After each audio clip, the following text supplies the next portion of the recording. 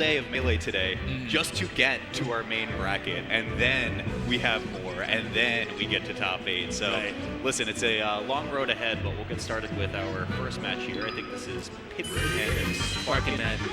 Yes, sir. Started here. SparkinMed, really notably at Gommel, just got fourth or fifth in doubles with Rat Monster. Really? Yeah. Okay, that's crazy. No, really impressive performance. Luigi Sheik? I think. I think so. Yeah.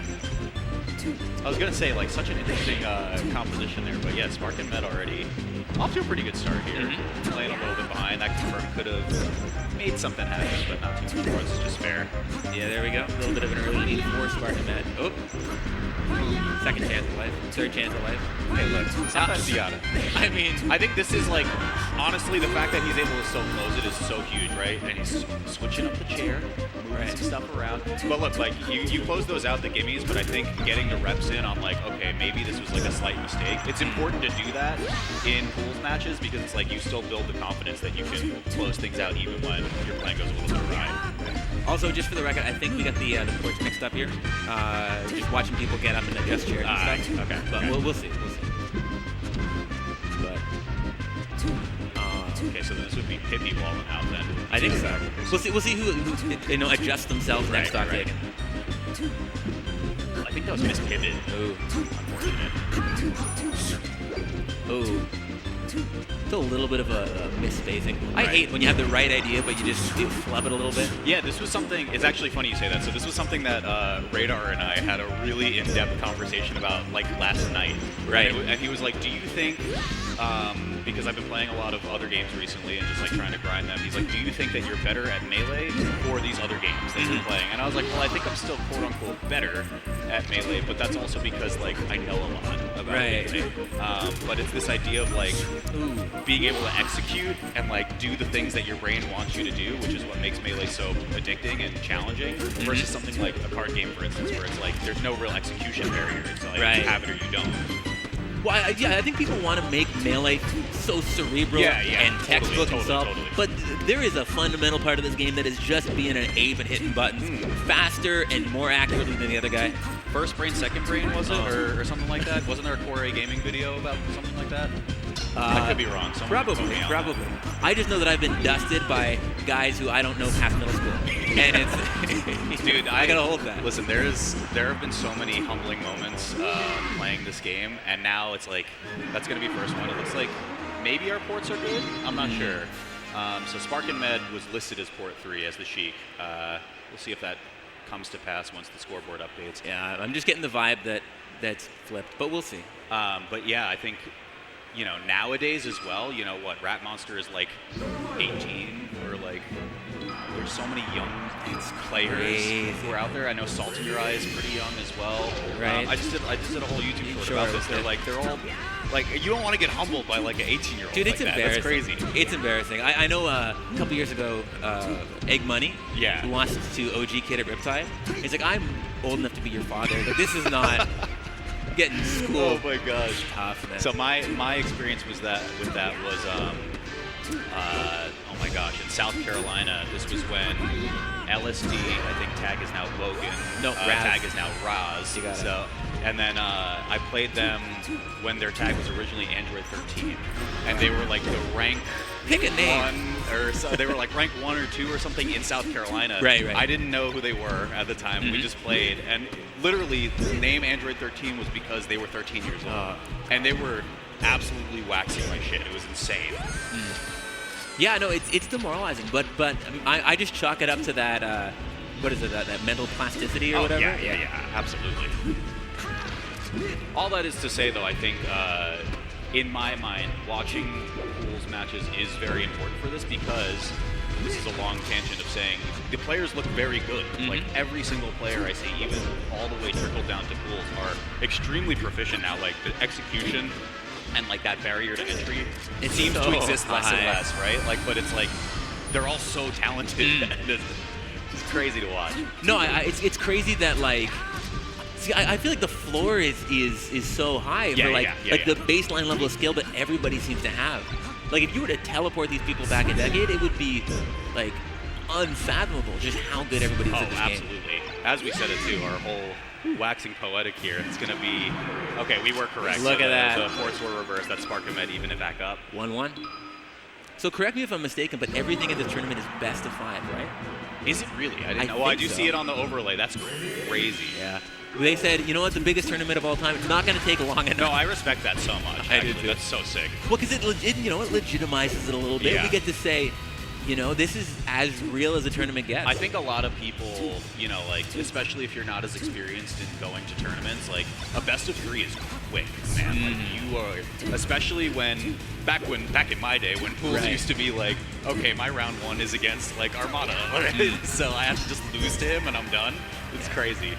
So, yeah, it's cool that they get to get more matches in here as well. No, I agree. Just a little way, that's insane. Nice Nair going high again, yes, sir. Oh, I like this one, Pippy. Yeah, that should be super simple. Yeah. Textbook. Yeah, real nice. You know what? Not to dwell on the matchup too much, but this is one of those ones that everybody used to say that Fox gaps in. Yeah. It like the one top tier matchup where it's like it's so lopsided, right? Especially on FD. And I mean, I was gonna say, look, SparkinMed 3-stock with Pippy on FD, right? So the stage definitely did matter for that one. For sure. Well, because, I mean, the platform gets so much coverage to Sheik, right?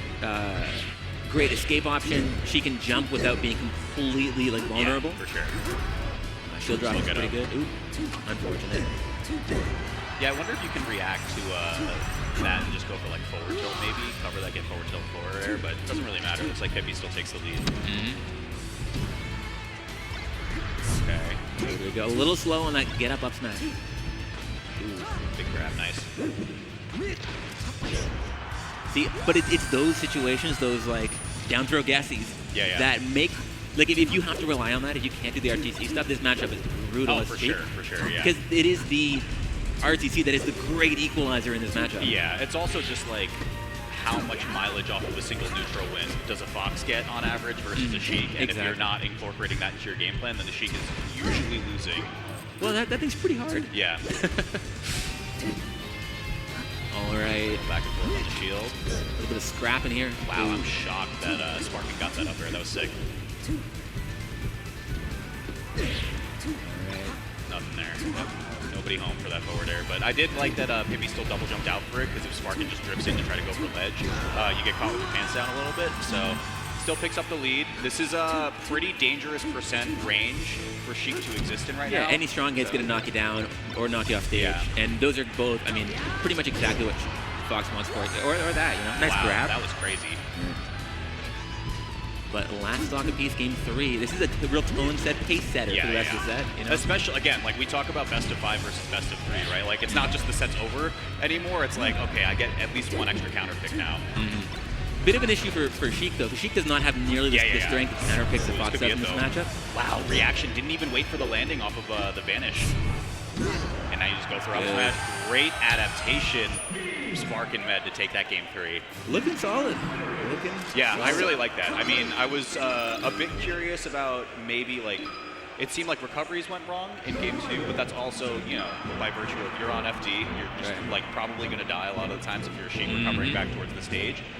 Incorporating the platforms into the mix didn't seem to change the equation all that much, but we will run it right back. I was going to say, I think, to your point, Mono, counter picks are kind of like, meh, Sheik, so. I mean, when your best stage is Battlefield, the Fox is not too upset. It's, but really? No, I think that in some matchups, those platforms really do aid Sheik's recovery. Right. But, I mean, Fox is so fast. He can get to wherever she's landing. Right, exactly. Pippy's already down a stock, though. That's tough. I mean, it just feels like SparkinMed is just outpacing slightly. I think our scoreboard is incorrect as well. You are right. So it should be 2-1 SparkinMed. You got her. Wow. Max distance nair on the turnaround. I mean, this is what I'm saying, dude. Like, no one was doing this like when I was playing in college, right? Like, well, even just the speed. Like, we're just watching SparkinMed just throw back air after back air. It's like you would look at that and you'd think of somebody's hands like smoking. Like that's not. It was not even feasible. straight wing Chen up session. Oh, I really like the gamble there. You actually get so much if you hit that one. You are going to probably lose the stock here. Let's see if Pippy can close it. It's going to be up air just enough to get the off the top. Yeah, I feel like Pippy's overcomplicating this edge guard a little bit and giving SparkinMed more chances to get back than are necessary, maybe. Which can, I mean, it's hard to pin Fox down, so when you do have those opportunities, you have to make the most of them. Off stage. And again, that's very similar to your point about RTC as well, being a tool in Sheik's repertoire. Like, if you are forcing yourself into more neutral interactions as Sheik Fox, especially when SparkinMed's playing fast like this and just completely overwhelming you in the offstage, you have to make every single grab count. Right. No, I agree entirely. I think that a lot of the time when you're playing a losing matchup, it can feel like, okay, I'm going to lose neutral. I just have to outpunish this person. Sure. Yeah. Right. That's like the MO as a mid-tier against Fox for sure.